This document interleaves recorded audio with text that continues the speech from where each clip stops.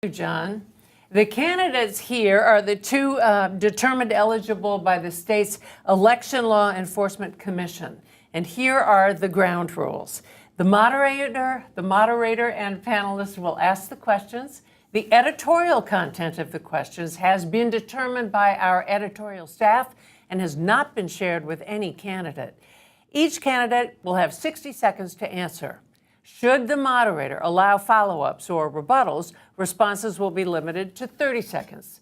Each candidate will be allowed to pose at least one question directly to his or her opponent. While there will be no opening statements, candidates will be allowed 60 seconds for closing statements. And for the audience, please, no applause during the debate. Stage positions and the order of closing statements were chosen by drawing names out of a hat. With that, we now turn it to our chief political correspondent and tonight's debate moderator, Michael Aaron. Michael? Thank you, Michael. Good evening, everybody. Good evening, candidates. Let's get right to the debate. This first question is for both of you, starting with Mr. Cettarelli. Neither you nor Ms. Guadagno supported Donald Trump for president. If you win the primary, would you welcome him into the state to campaign for you in the general election? He's the president of the United States. I'm a citizen first, and I root for our president.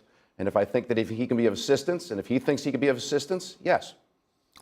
Ms. Guadagno, same question. I don't think we should argue with that. I think we can agree on something there. I think that he is the president of the United States. He's the duly elected president of the United States, and we should be lucky to have him come into our state and to look at this campaign, quite frankly, as something that's important enough for him to come in and campaign for us, because we all know he does have a golf course here. All right, let's get to some issues. Let's start with property taxes. We have a little background piece from Brianna Venozzi. Jersey has long held a top rank its residents would gladly give away: the highest property taxes in the nation. Last year's average bill, $8,549 per homeowner. The problem is over 100 years in the making, thanks to the sheer density of our population, the high cost of living and labor, high per pupil costs for public education. Jersey has more than 600 school districts, and education is funded less at the state level and more at the local than almost anywhere else in the country. Public worker pension obligations, and all of the municipal services needed in our 565 towns with limited or flat state funding to offset costs. The state has made dozens of attempts to remedy this, enacting a property tax rebate program, requiring local tax levy caps that started with John Corzine but floundered in the recession. Governor Christie revived the idea with his so-called toolkit and a 2% cap.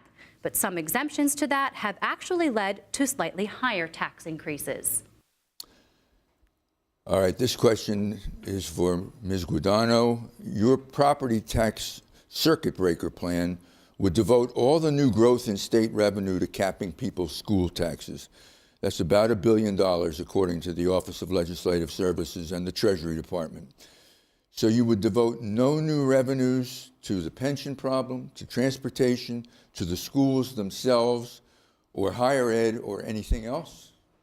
Well, Michael, let me tell you a little bit about the school funding problem. As you well know, it is the highest. We are the highest tax state in the country, and I've been throughout the state of New Jersey talking to people about their number one problem, and their number one problem is property taxes. So we have to address property taxes. As governor, I will make property taxes my number one issue.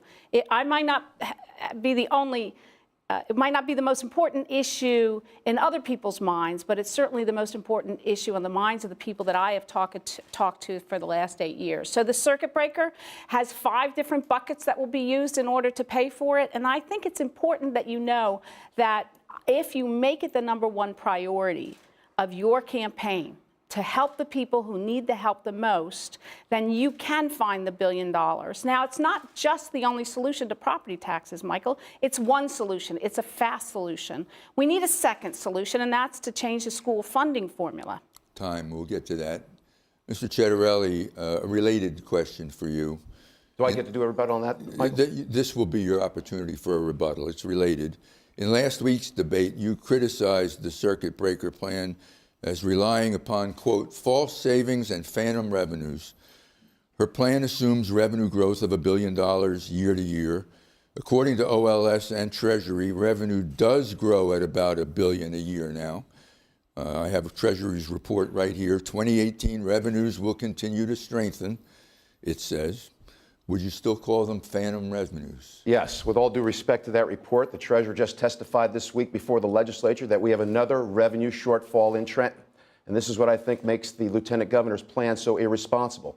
It's based on false savings, phantom revenues. I also think, quite frankly, there's a bit of a lie in it. When you say you're going to provide immediate relief, if she were to take office in January 2018, the first thing she has to do are these audits that are supposedly going to produce hundreds of millions of dollars in savings.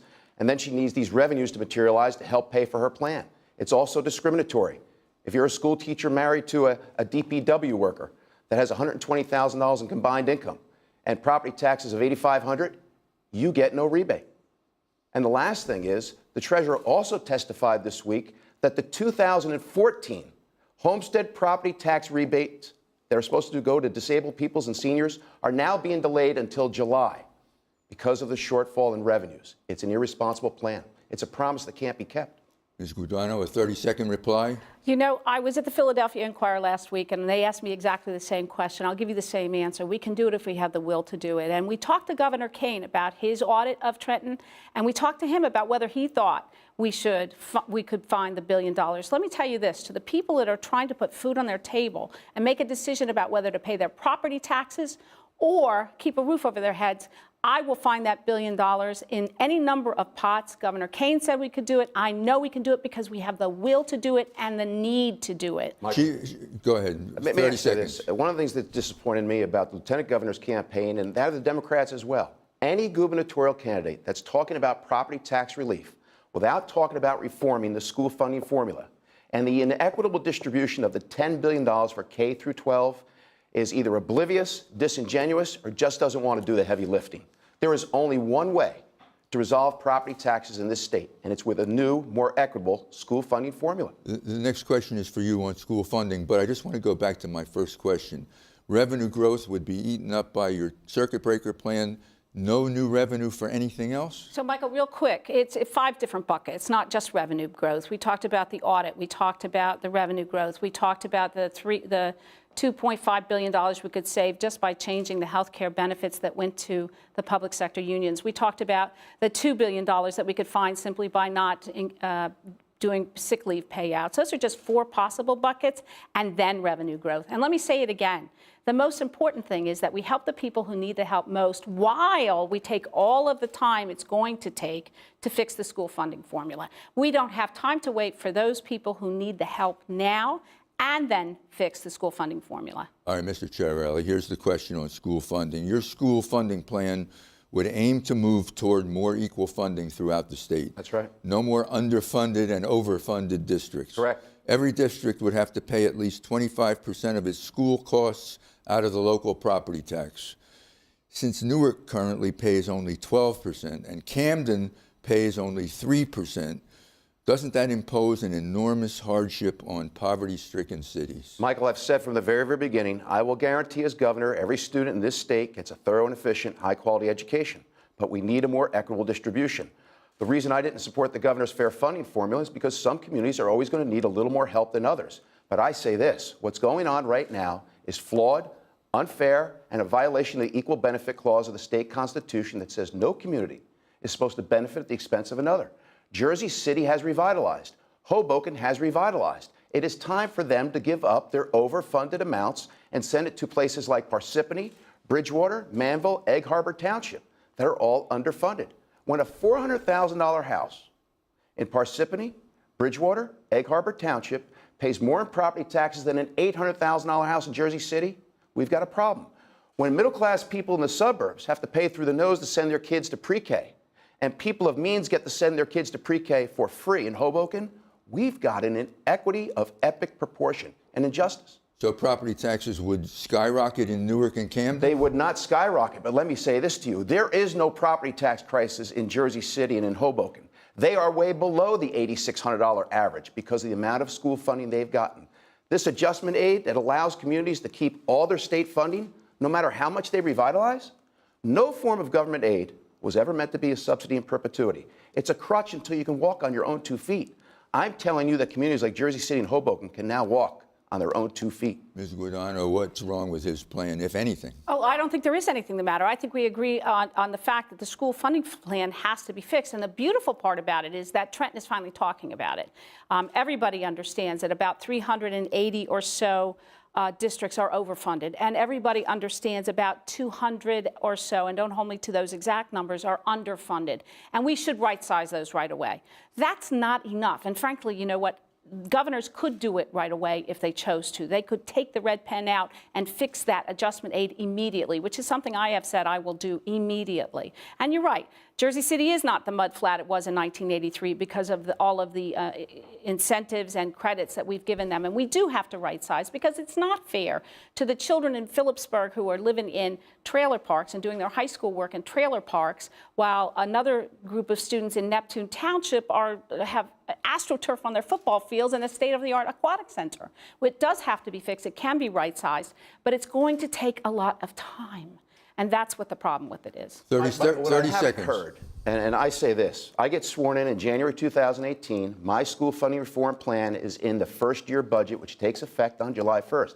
That's what I'm not hearing. What I have heard is this could take 2 or 3 years and we're going to lose before the Supreme Court. That's waving the white flag on an injustice of epic proportion. I'm not doing that. What This is a about fight. getting this plan through the Supreme Court? I'm sorry? What about getting your plan through Well, the I'll tell Supreme you something. Court? There's a couple of things the Supreme Court does not know. I gave you 2 what I think are very, very powerful and compelling examples. Why is a $400,000 house in Manville, Parsippany, Egg Harbor Township paying more in property taxes than an $800,000 townhouse in Jersey City?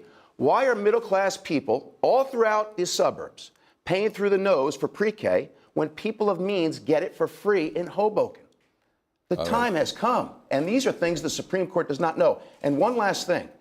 There are a great many suburban Democrats that have awakened to how the fiscal policies are disadvantaging their constituents, and they are for this, just as they were in 2011 for pension and health care reform. Ms. Guadagno, you've pledged never to raise taxes. Correct. Students of good government might call that irresponsible. Right. Mr. Cettarelli called it pandering. Right. Your comment? Well, I think that if you travel the state of New Jersey as much as I have and met with the businesses that I've brought to the state of New Jersey and heard them tell me that the reason why they can't grow their companies here and they can't bring their families here and they can't stay here and retire here is because of the high taxes. We have the highest taxes in the country. Enough. We need to stop raising taxes like Mr. Cittarelli has planned to do. He has a plan to raise our taxes $600 million. We can't afford it anymore. It will put a wet blanket on the growth that we've seen. We just saw today for the first time unemployment go from 9.8% to 4.1%. People in New Jersey are working again. The problem is they can't afford to live here again. So they're moving outside of the state. Our responsibility as public servants has to be to respond to the people. And the people are telling me, and I don't know what they're telling Jack, but they're telling me they can't afford it anymore. Mr. Cettarelli, a 30-second reply. Well, the Lieutenant Governor knows a little bit about raising taxes. When she was a council person in Monmouth Beach, they went up 10% the 2 years that she voted on budgets. Here's something else this administration is famous for. They'll cut the sales tax an eighth of a penny, and they'll go around the state boasting how they save taxpayers $500 million. My tax restructuring plan doesn't raise taxes overall on anybody. And here's the best analogy I can give. If I increase your water bill by $5, but I lower your electric and gas bill by $20, you take that deal 7 days a week and twice on Sunday. I'm not sure how that relates to your plan, but... But Mike, can I answer one thing about yes. the taxes? 30 seconds. 30 seconds. I think that Jack Cittarelli really needs to go back and talk to his fact checker about what actually happened in Monmouth Beach, because he knows, because he's been a council person in a small town. He knows there's municipal taxes and school taxes and county taxes. In fact, if his fact checker, and I prefer to believe it was the fact checker and not you, if the fact checker was correct, he would find out that the effective tax rate in Monmouth Beach actually went down while I was a Monmouth County Commissioner, or Monmouth Beach Commissioner. And also, I fought and put on the ballot a $5 million budget and fought that kind of debt coming into Monmouth We Beach. have another tax question for Mr. Cettarelli. Unlike most Republicans, you support a millionaire's tax. You would raise the tax rate on income over $750,000 a year. and then raise the rate again on income over 1 million. Won't this just accelerate the exodus of wealthy individuals and couples who say they're being driven out of New Jersey, or at least driven to their tax accountant's office? So first of all, in order to understand my tax restructuring plan, I'm happy to recommend a good CPA to the Lieutenant Governor because she doesn't seem to get it. This is a tax restructuring. I think the question was from Michael Aaron. No one aspect of my tax restructuring plan gets introduced, enacted unto itself. It is a package. It is very similar to what Ronald Reagan did in the early 1980s. This is desperately what we need, and it lowers everyone's overall tax bill. If you look at the tax cuts in my tax restructuring plan, and I've run it by big business, small business, and people all along the income spectrum, and every one of them has said, compared to what we have today, which has us last in the nation in economic growth, dead last in business climate, everyone has said, sign me up for that deal. Ms. Guadagno, you have said that he would raise taxes Michael, 600. Yes. Let me ask the question Yes. first. That he would raise taxes $600 million. Is it the income tax on high earners that you're talking about? Is that if so, who cares if we raise taxes on people who make more than $750,000 a year? So let's go back for a couple of minutes. First of all, the last time we saw that income tax was when John Corzine was the governor of the state of New Jersey. In that last year, he was the governor. There was 9.8% unemployment, and 117,000 people left the state of New Jersey. If Jack's proposal is to raise those taxes so that the people who can afford to leave New Jersey leave, that only increases the taxes on the rest of us by definition. And we know it because it happened in 2009. And that's why we came in 2010. And then if you want to talk about my record when it comes to economic development, today we saw another point drop, 3 points below the national average in terms of job creation. You know what the problem is with the people of New Jersey right now? It's not that we can't find them jobs. They can't afford to live here, and they can't afford to pay any more taxes here. Is the $600 million you accuse him of wanting to raise in taxes all the millionaire's tax, or other taxes he would raise? So far, yes. The $600 million is the millionaire's tax. Mr. Cettarelli, you want a 30-second reply to what we just heard? First of all, she could talk all she wants about the job growth, and it's very, very good news that more people have jobs. But the fact is we've had 11 credit downgrades in this state because of revenue shortfall after revenue shortfall after revenue shortfall, because our economy is fragile. And one reason it's fragile is because our tax code is an abomination. Now, under my plan, if you have $1 million in taxable income, you will pay $1,000 more in income taxes. But that will be more than offset by all the cuts in my plan. All the cuts in my plan. I'd like to talk about one of those cuts. I'd like to talk about all of them. Because again, my plan only gets enacted as a package. Not any one piece gets enacted unto itself. Here's a piece of it. You'd phase out the corporate business tax over 10 years. The CBT currently raises $2.5 billion a year. That's money that could go toward education or higher education or law enforcement. Why give business a tax break? Well, I'll tell you why. Because the corporate business tax as a revenue stream is less than 10% of our budget now, going down every single year because fewer businesses are incorporating here. And when you think about what corporations are paying in property taxes, it only adds insult to injury to also have a corporate business tax. Last, I mean, no one is incorporating here. No one is incorporating here. This is a dwindling revenue stream, and I prefer this route as part of my tax restructuring than all the corporate welfare that we've given out to bribe corporations to stay or to come. We've given out corporate welfare in the hundreds of millions of dollars to get a corporation moved from one New Jersey county to another. It's all been about the photo op. The best way to encourage corporations to come and to stay is with a more tax-friendly climate. Phase it out, and I do it responsibly, over 10 years. Get rid of the corporate business tax. Look at what other states have done. And they've done it along these lines. And again, this is part of a tax reform along the lines of what Reagan did in the early 1980s to simplify our tax code and make it much more attractive. Ms. Guadagno, you've been the ambassador to business. What do you think? What do you think about his plan to phase out the corporate business tax? A couple of things. First of all, you have to have your facts straight. Last year, we filed and opened 103,000 businesses in New Jersey. That's a 20% increase over 2009. And we did it because we had a $2.3 billion tax cut, which we've already looped in and has accomplished its goal. We're at 4.1%. The number one complaint I hear now is not that businesses can't afford to be here, because we do have a good business environment, but people can't afford to live here. And that's what I haven't heard Jack talk about. You know, Jack has had 6 years in the Assembly to get this restructuring package through, or any of his 5-point plan, and I have been waiting 6 years, and the first I've heard about a 5-point plan is now. How can you want to be the governor of the state of New Jersey when you can't even get your 5-point plan or your restructurings of taxes through? Let's hear an answer. Why do you think I'm running for governor? Do you think the Democratic majority is going to allow me to put through the 5-point plan as a freshman or sophomore in a minority that's ever dwindling? When I got to the Assembly, there were 34 members. There are now 28. We've lost legislators in your home county. That's how difficult it has been. I find it amazing that you asked this Republican whether or not she was in favor of phasing out the corporate business tax, and you didn't get an emphatic yes as an answer. She's been on the job for 7.5 years.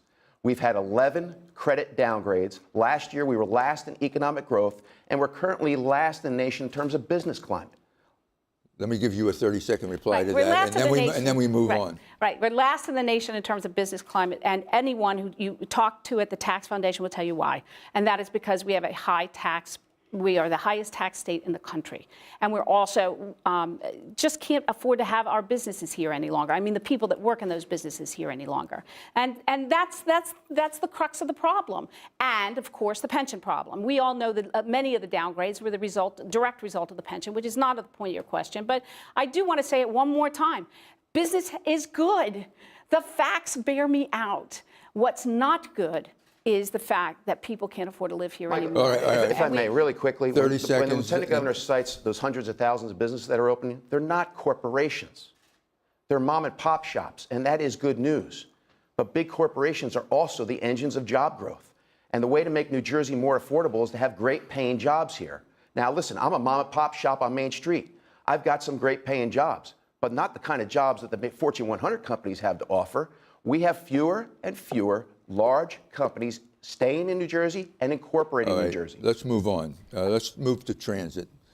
Mr. Cettarelli, you came out with a transit plan last week.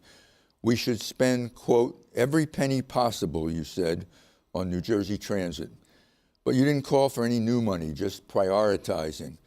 Doesn't your plan really amount to wishful thinking? I don't think so. We now have $2 billion to spend because of the new gas tax that I voted no on. And I think it needs to be reprioritized because New Jersey Transit is in crisis. Now, if we've got decrepit roads and bridges where people's lives are at stake, those should stay on track. But I'm telling you, the people of New Jersey Transit are getting on that train every morning and not just worrying whether or not they're going to get to work on time and their job's going to be in jeopardy. I got on the platform last week. I got on the train. I talked to these people. They're worried about coming home alive. This has to be our number one mass transit infrastructure priority right now. It has to be, even if it means us doing the repair on the Amtrak tracks and getting reimbursed later. When I was a Somerset County freeholder and we had flooding in places like Bound Brook and Manville, we saved lives first and then worried about FEMA reimbursement later. So the other thing we have to do is better manage the place. This notion of transferring capital reserves at New Jersey Transit to balance the operating budget, it's a recipe for disaster. Ms. Guadagno, do you have a transit plan? So a couple of things. First of all, I came to work through this very building up those steps to the U.S. Attorney's Office for 10 years. I have a complete understanding of what happens if you have to take the 546 out of Little Silver, meet a judge in a courthouse down the street, and then leave in the afternoon to get home in time to meet a babysitter. So the one thing, the highest priority, second only to property taxes for those that need the most help and lower taxes, is transit. The trains have to run on time. Last year, we spent $4 billion. This year, I think the governor put $500 million into it, and they're still not running on time. But before we start to throw money at it, let's audit it. Let's find out where the mistakes are, how we can save money, and then make an informed, objective, evidence-based decision on how we should be spending our money. And I can tell you, just yesterday, I heard on the transit, just yesterday, the governor spent $29 million on a bus camera. And I just couldn't believe my eyes when we have greater priorities and bigger and more important things to do, like fix New Jersey Transit. A 360-degree camera that might prevent an accident. Right. Well, it might prevent an accident, but is that the most important thing? Don't we have bridges that are falling down? Don't we have trains that are about to run off the tracks? Don't we have roads that need to be fixed? And the bottom line is there, Mike, is that we don't know. All right. That's the real problem. A follow-up from Mr. Cettarelli.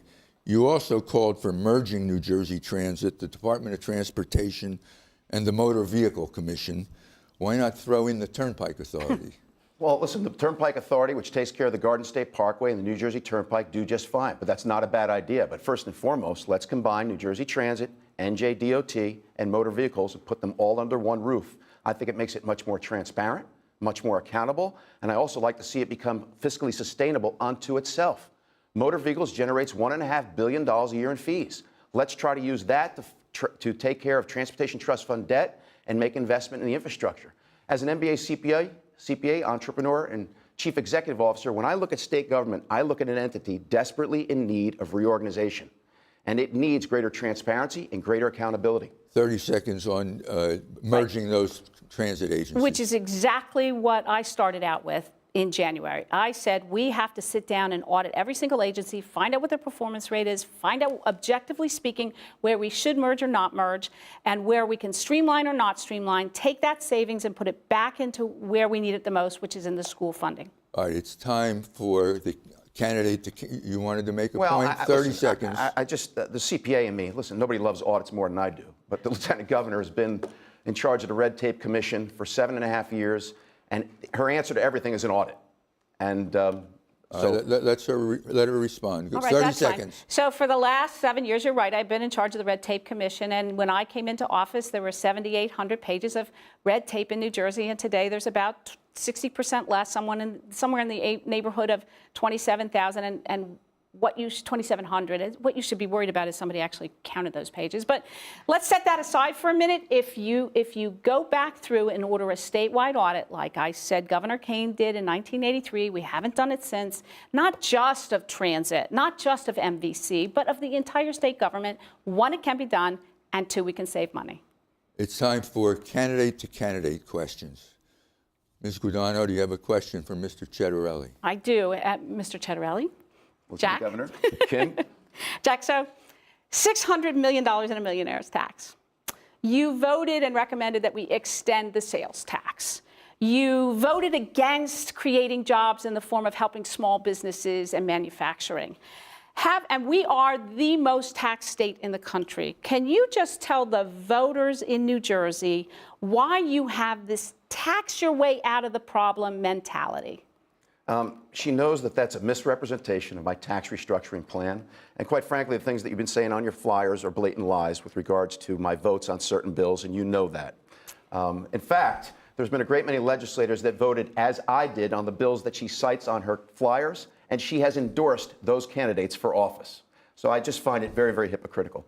I am not going to raise anyone's overall tax bill. I stand by my tax restructuring plan. It was announced the day I announced on October 4th of last year. It has been well received by the business community and people all along the income spectrum. And what they've said is, compared to what we currently have, that is a bold, courageous, and dynamic tax restructuring. It is along the lines of what Ronald Reagan did in the early 1980s. Let me follow with you, if I may. You said that she lied about your tax record. You voted against the recent gas tax hike, but according to her, 3-4 years ago, you favored a gas tax hike. Is that the lie that you're referring to? No, she's what referring is the to lie? a sales tax vote that other Republicans voted along with me, and she's endorsed those Republicans, and she's lied about me on that particular piece.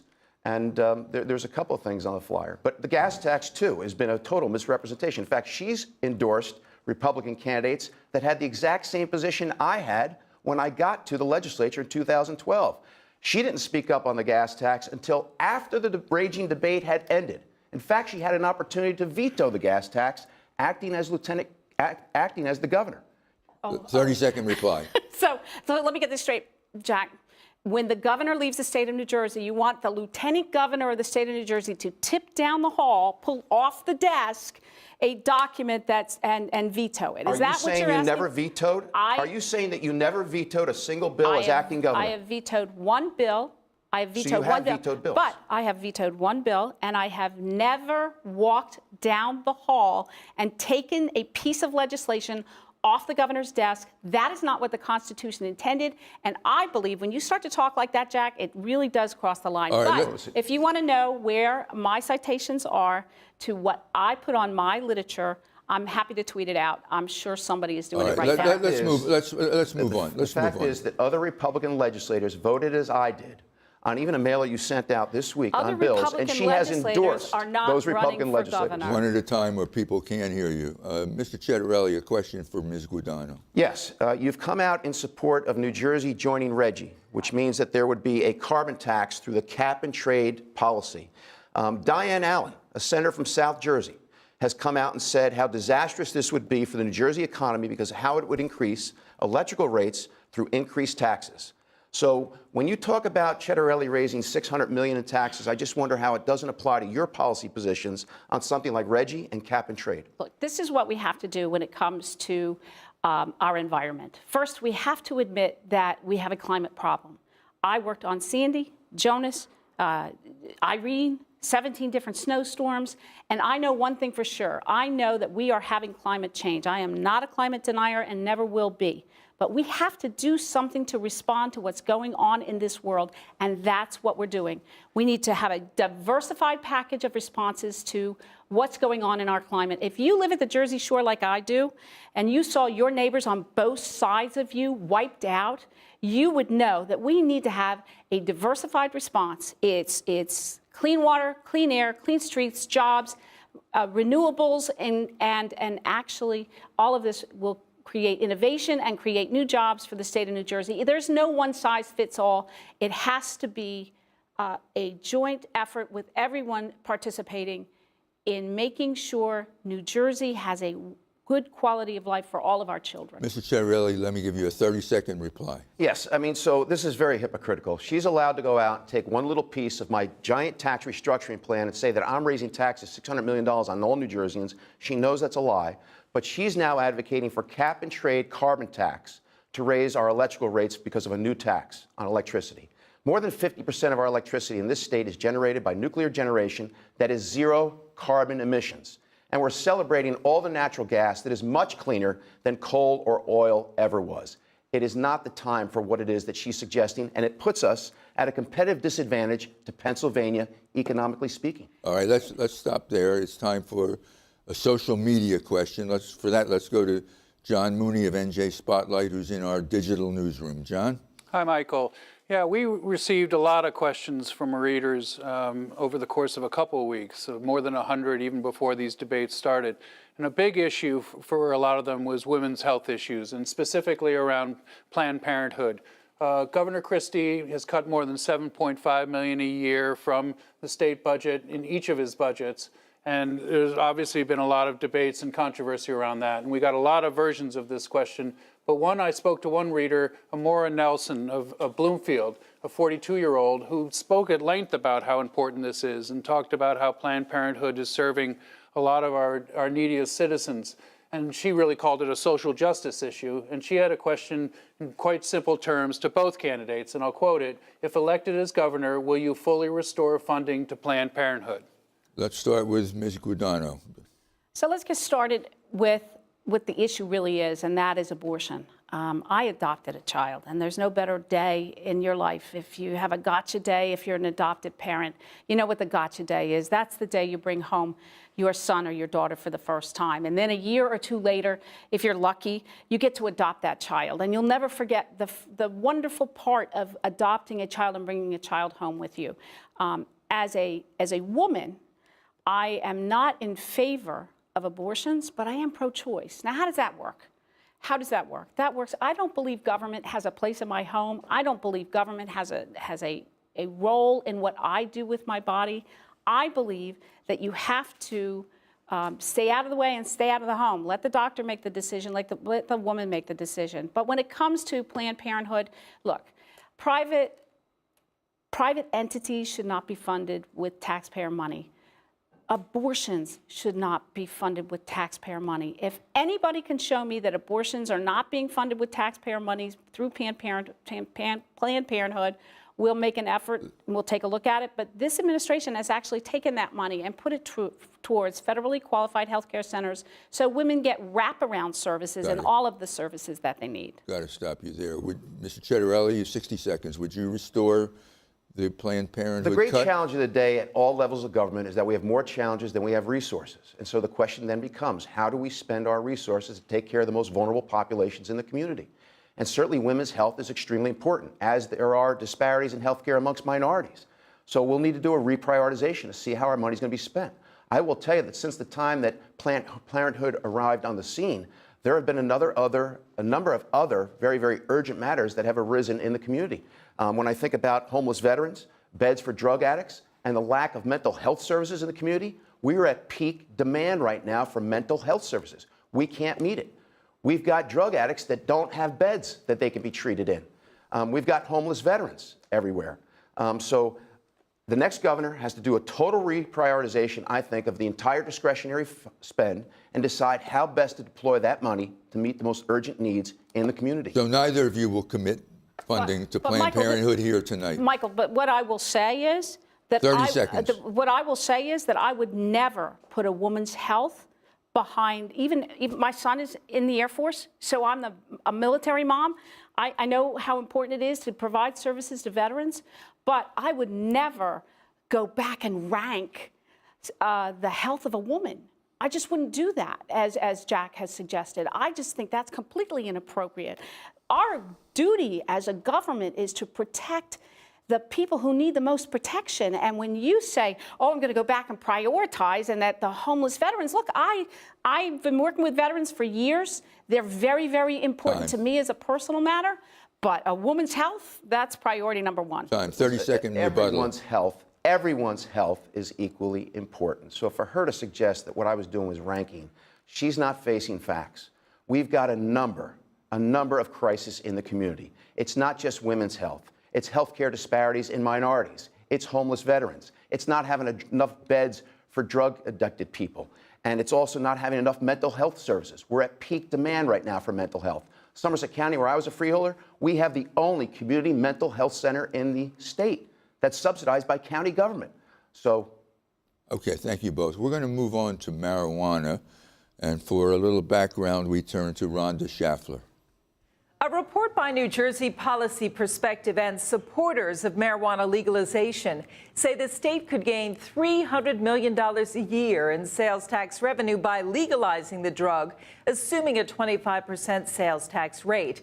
But that's just an estimate and likely would be more. States that have legalized marijuana have found their revenue collections have exceeded initial estimates, according to the Tax Foundation. For instance, Colorado anticipated $70 million in marijuana state tax collections, and those collections are now more than double that. Tax revenues in Washington state and Oregon also exceeded expectations. Supporters also argue legalization has had positive social impacts. A recent report by the Drug Policy Alliance finds marijuana arrests have plummeted in states that have legalized the drug, and there has not been an increase in youth marijuana use after legalization. But a stigma remains. Only a handful of states have legalized marijuana for recreational use. And the nation's top law enforcement officer, U.S. Attorney General Jeff Sessions, has spoken out against expanded marijuana use. All right. Thank you, Rhonda. This question is for both of you, starting with Mr. Cettarelli. You both expressed support for decriminalization at last week's debate, but not legalization. Let's see how it works in Colorado, Mr. Cettarelli said. It's bringing in, as we just heard, $160 million or thereabouts in tax revenue in Colorado.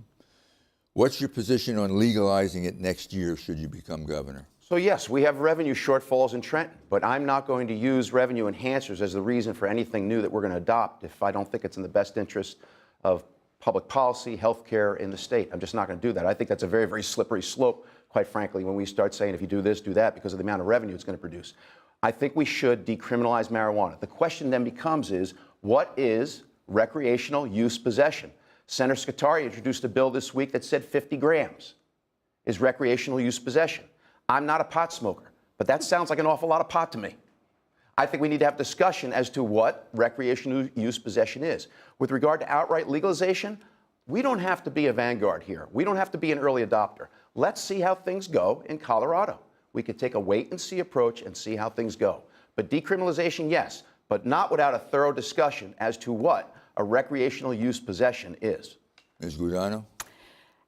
You know, Michael, my son went to school in Colorado for 4 years. My aunt and uncle live in Colorado, so I have personal experience about what exactly happens to somebody who drives while they're high, which is why I would oppose legalization of marijuana. Having said that, however, I completely agree that we should decriminalize it because no one should suffer because of the color of their skin or because of their social background or because they were picked up with a small quantity. What that quantity is up for argument.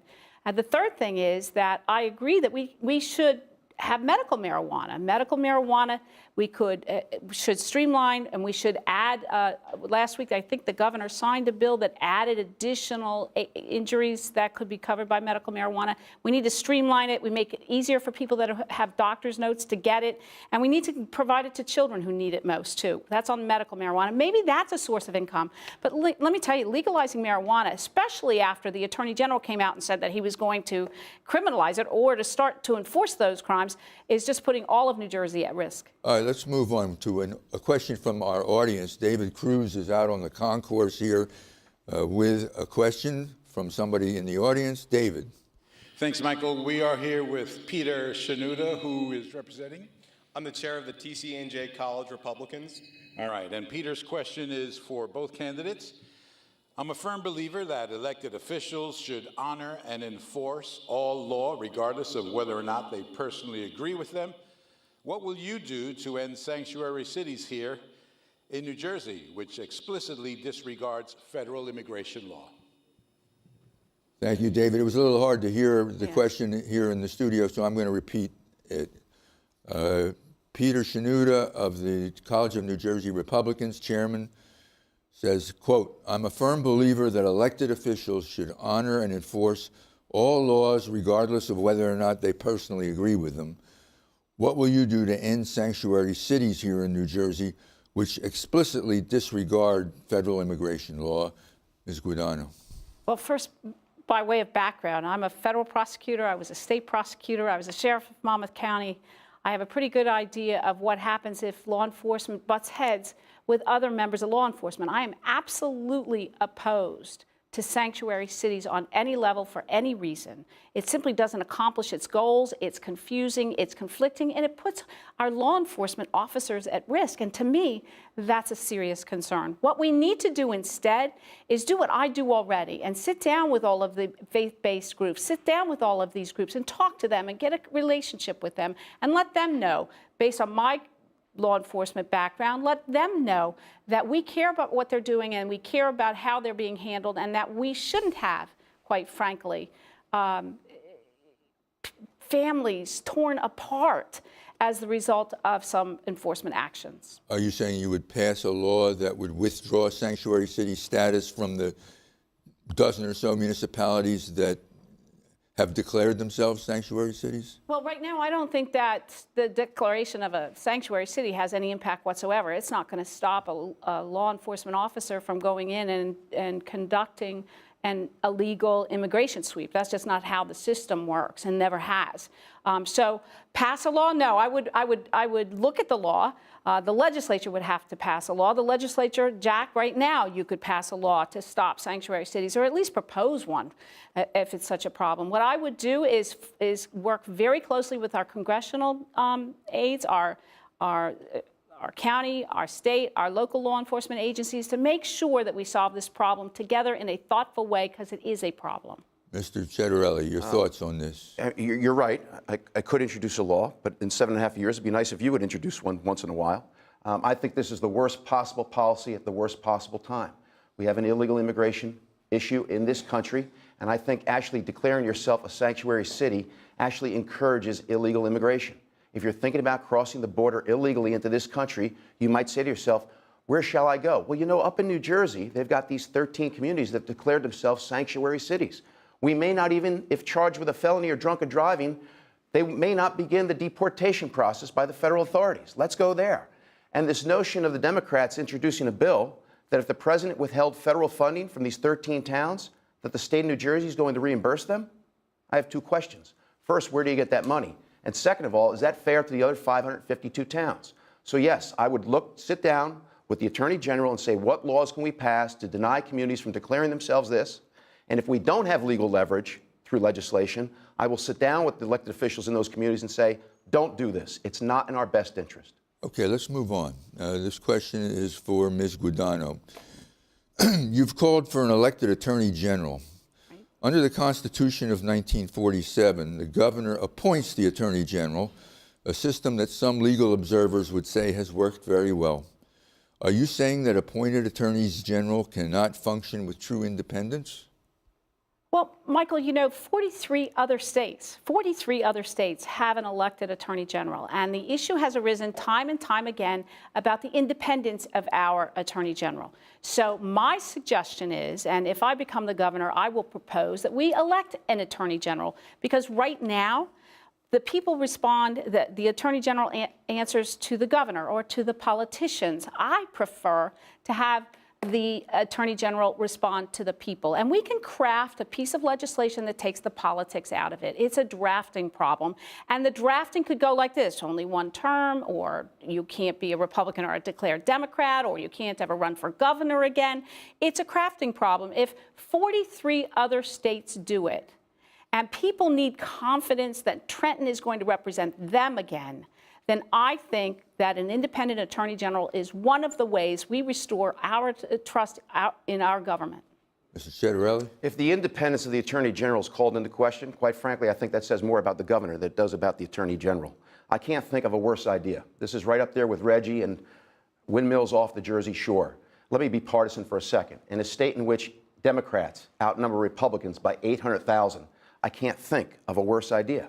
I can't think of a worse idea in this sense either. Are we now saying the Attorney General is going to go around the state and do fundraising and campaign door to door with one party versus another? We know how the party boss system works in this state. Are we now going to have an Attorney General who's indebted to the party boss system? We know how the special interests can dominate Trenton. Are we now going to have an Attorney General elected by the public who's indebted to the special interest?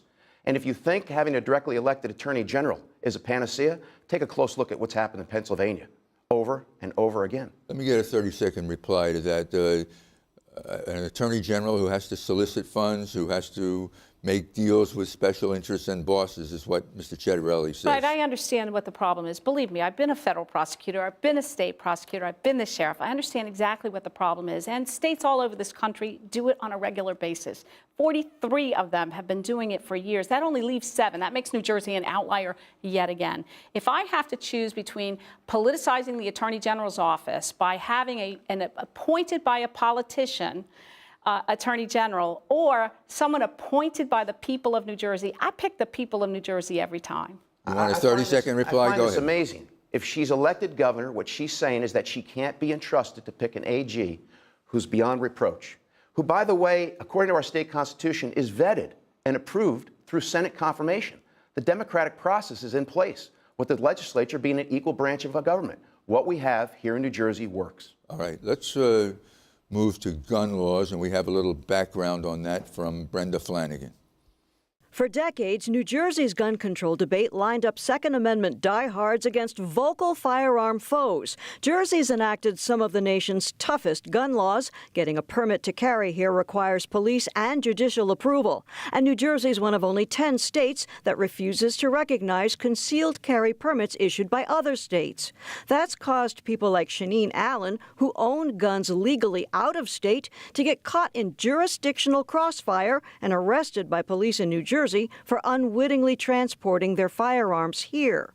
Governor Christie pardoned Allen and several others and then defied Democrats in the legislature by issuing regulations that would relax Jersey's gun laws so more people here could get permits to carry.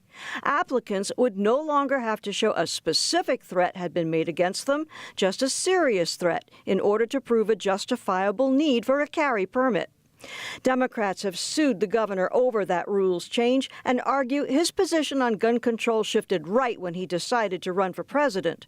Christie's vetoed bills to ban .50 caliber rifles and reduce magazine clips from 15 to 10 bullets. Democrats have never been able to override the governor's vetoes. It's a political standoff. The question is for both of you, starting with Mr. Cettarelli. Would you do anything to amend New Jersey's strict gun laws? I do think the pendulum has swung too far here in New Jersey. People should not have to wait 5 to 6 months to get a gun permit application approved through the local PD. We've heard that story in New Jersey where a woman who was divorced and had a violent ex-spouse was waiting month after month after month for her local gun permit application to be approved. She was murdered by her violent ex-husband.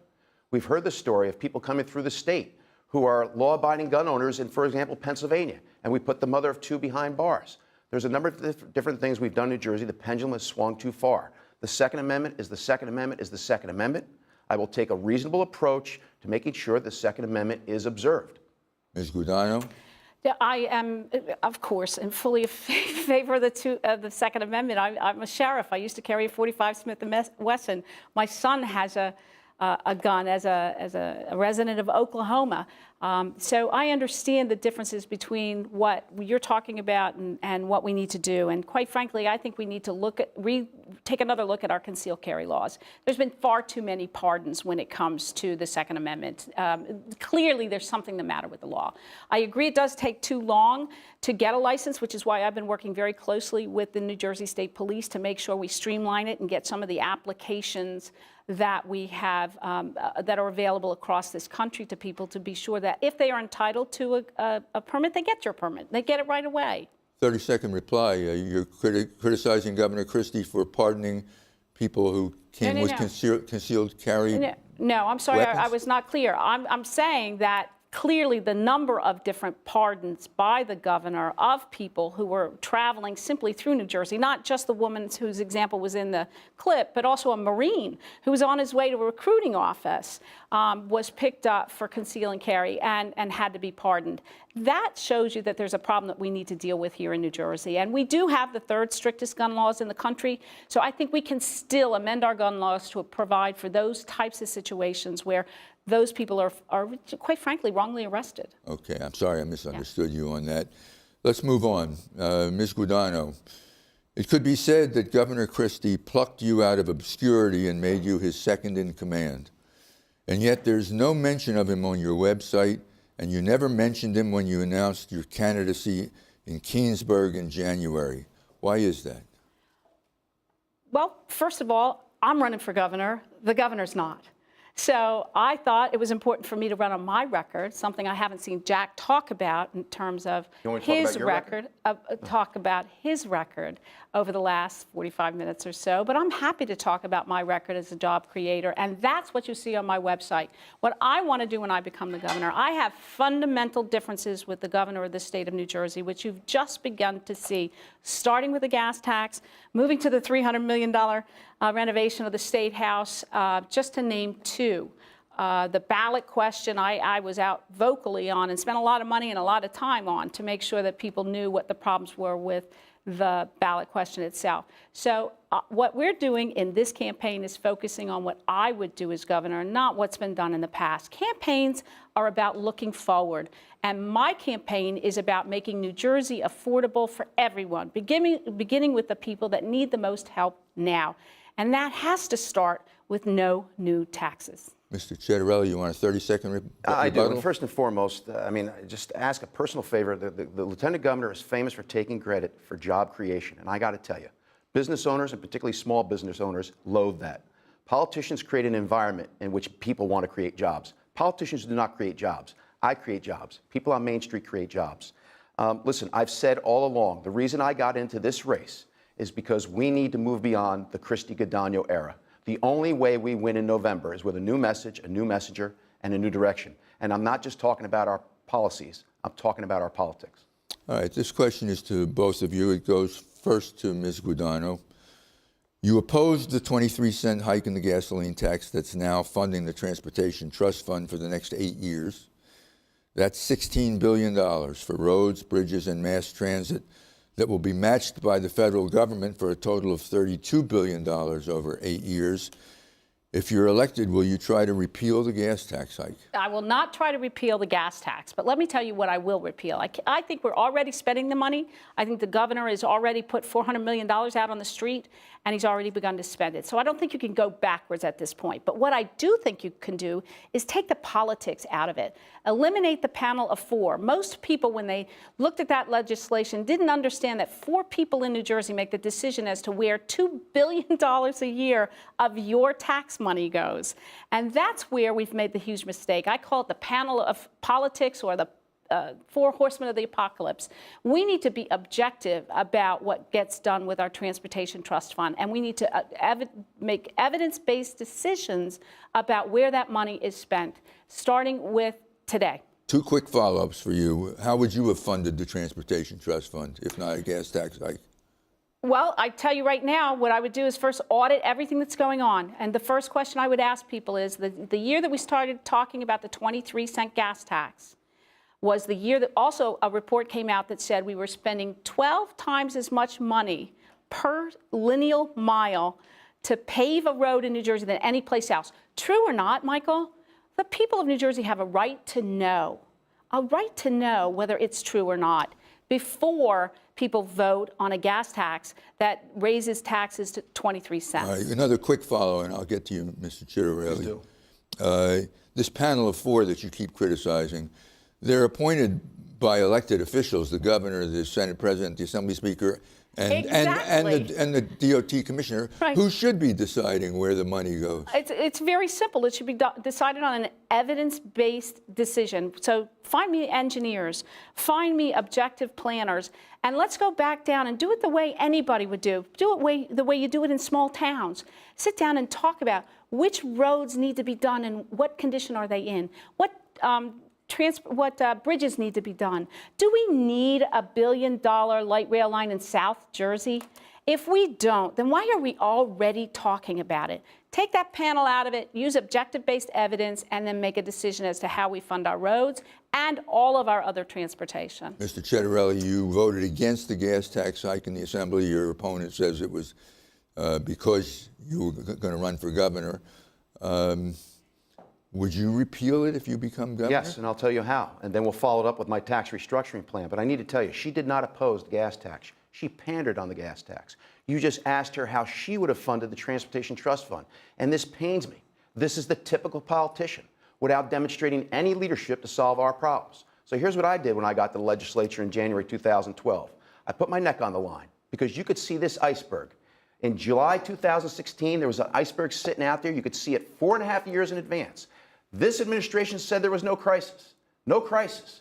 But yet in July 2016, they shut down highway projects to save cash flow to afford the new debt levels. What I said back in January 2012 is we should do what Pennsylvania does.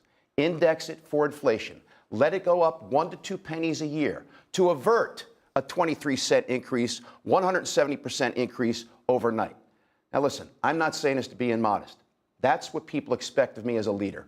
Put forth solutions. She has not put yet forth a solution. Here's how we reduce the gas tax.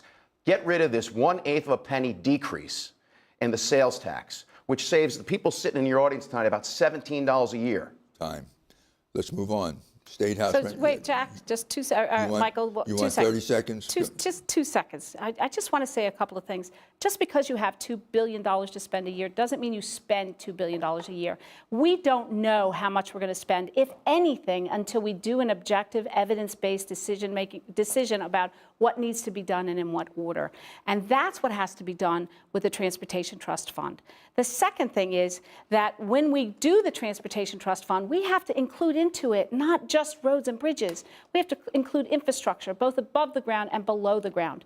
We need to fix our water systems. We need to use some of that money towards that. Time. Now that's very interesting, because when we were saying there was no crisis and we were refusing to raise the gas tax, New Jersey transit riders were having a 25% fare increase while we were saying that there was no crisis. And the Lieutenant Governor's answer to everything anymore is audits. That was the first answer to your question on how to replenish the Transportation Trust Fund without raising the gas tax. I think she got it wrong. I think she should have went to Seton Hall like I did for an accounting degree and sit for the CPA exam. I don't know why she's an attorney.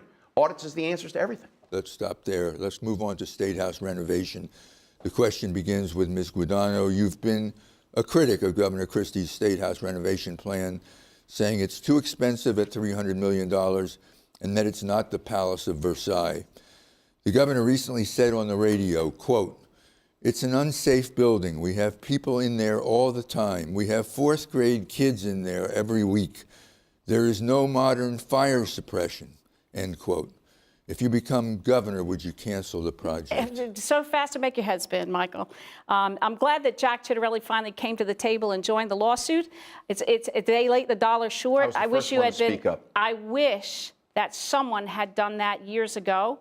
But let me tell you right now, I've been in that State House for 8 years, and I know what the condition it is in. And I do know that it needs some work, and it needs to have work done. But the problem is, we don't know what work's going to be done. We don't know when it's going to get done. We don't know how much it's going to cost. And you know what?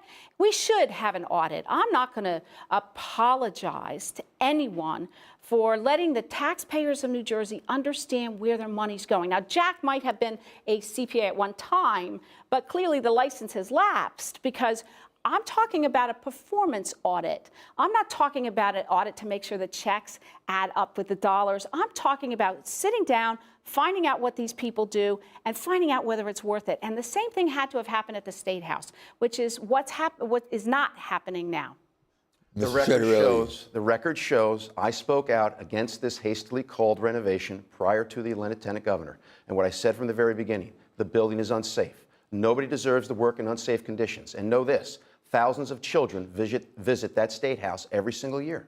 They're on the 4th floor looking through the chambers of the Assembly and Senate when there's no fire escapes and no sprinkler systems. We need to do the renovation. What I said all along is that the fiscal plan, the financial plan, lacks innovation. It lacks resourcefulness. And I do believe the governor should not be using EDA bonds, which you're very familiar with, to fund this project. Economic development funds to renovate the State House? I think there's a better way to do this, and the Drumpf-Wackett model from 20 or 30 years ago, I think, is an excellent model. Raising private donations. Yes, I think, and let's make the private donations tax deductible if it's specific to the State House. But there's a better way to do this. And let me tell you something else that I did as a Somerset County freeholder. When we saw a big project on the horizon, we would squirrel away $10 to $15 million a year. So in 5 years, we had the $75 million that we needed. We cannot afford another penny of debt. When you add up the debt service over the 25 to 30 years of these EDA bonds, you're looking at a $600 to $700 million expenditure. All right, it's time for the final question before your closing statements. Since we created the office of Lieutenant Governor in the last decade, there have been 3 governor, lieutenant governor tickets. 2 have consisted of a man and a woman. Mr. Chittarelli, if you're the nominee, is your running mate on this stage with you? Oh, that's a good question. Very funny, Michael. So let me answer it honestly. No. And let me also say that I think Kim Guadagno has been the best lieutenant governor that we've ever had. That's my joke. I have not thought about this, even though I do intend on winning on June 6th. First and foremost, my lieutenant governor will be competent and ready to serve and ready to take over if anything, heaven forbid, happened to me. That's the qualification first and foremost. Competent and ready to take over. Ms. Guadagno, if you win the primary, is your running mate on this stage?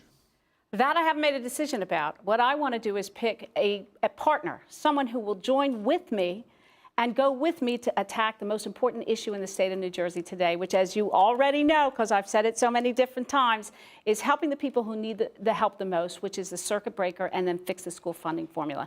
My lieutenant governor has to have a seat at my table, so that person is prepared to take over right away. And also, I want my lieutenant governor to have a specific role in government, and in this case, it's to fix the school funding formula. When I was the lieutenant governor, the crisis at the time was jobs, and I worked very, very hard over the last 8 years to make sure companies felt welcome here, to attract companies here, Subaru, Panasonic, even companies that are in this building today.